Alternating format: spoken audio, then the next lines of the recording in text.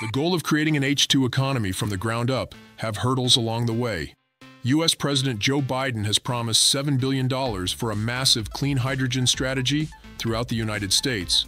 But as can be expected of any from-scratch plan of that scale, there are going to be challenges along the way. Many are pointing to pipelines as one of those challenges. While plans are in place to produce millions of metric tons of clean hydrogen from hubs around the country to distributors and end users, the infrastructure has yet to be established. This will likely mean everything from trucks to the use of existing natural gas infrastructure and brand new pipelines. New pipelines will be a notable implementation challenge, but trucks are unlikely to be able to move the amount of H2 necessary to meet the demand that is expected to grow in U.S. transport, heavy-duty machinery, backup power, and industry. Why are new pipelines a big clean energy challenge? Of course, it's not the pipelines themselves that are a challenge. Building pipelines is hardly new technology, and there are many already in place for the distribution of natural gas. However, they were built gradually over time. In this case, the need will be to build them rapidly across state lines. The federal government does not have the authority to issue the permits required for that type of construction.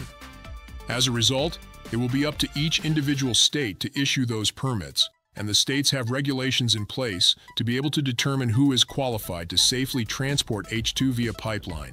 President Biden is investing $7 billion into clean energy projects through the 2021 Bipartisan Infrastructure Law, out of its total $65 billion in investments in the country. The funds have primarily been focused on the 7 production hubs across the U.S., but additional infrastructure will be required in order to ensure that fuel can move to where it's needed. The Department of Energy published an H2 infrastructure roadmap, indicating that there needed to be a rapid scale-up in pipelines through investments, which will rise from between $2 billion and $3 billion per year from 2023 through 2030.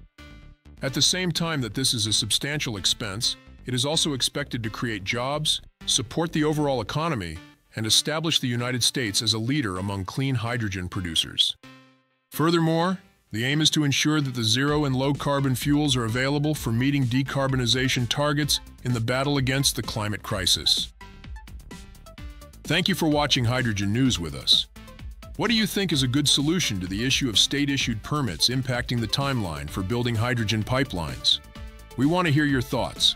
Share your ideas in the comments below and join the conversation. Also, don't forget to subscribe to our channel for the latest updates on clean hydrogen and more.